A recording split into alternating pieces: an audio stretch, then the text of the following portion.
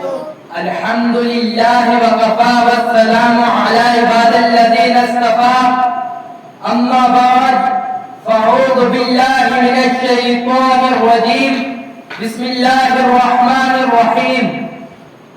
إن الصلاة تنهى عن الفحشاء والمنكر صدق الله مولانا العظيم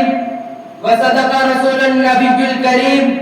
ونحن على ذلك لمن الشاهدين والشاكرين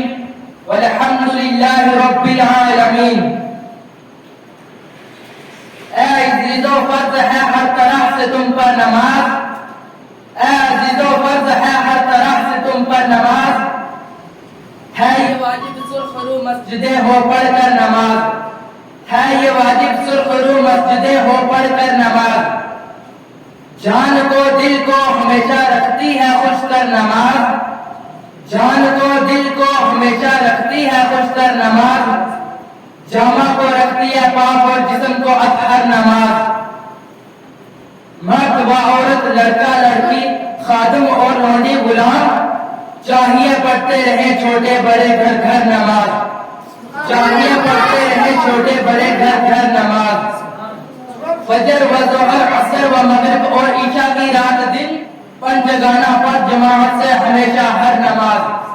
پنج گانا پر جماعت سے ہمیشہ ہر نماز، ہے بہت تاخیر قرآن میں نہیں ہوتی ہے معاف، ہے بہت تاخیر قرآن میں نہیں ہوتی ہے معاف، شادی ہو یا غم کسی حالت میں مومن پر نماز،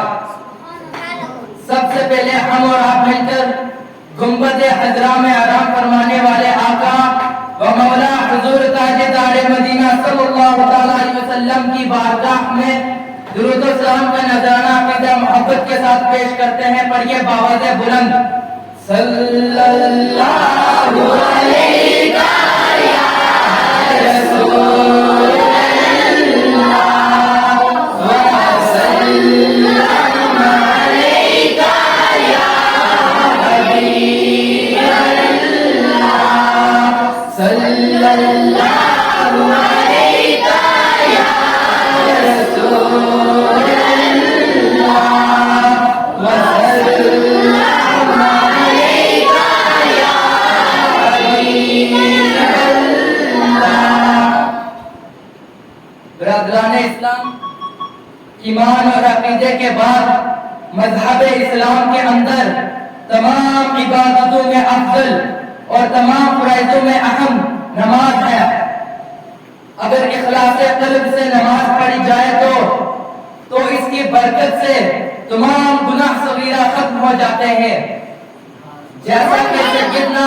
حضرت ابو ذر رضی اللہ تعالی عنہ کا بیان ہے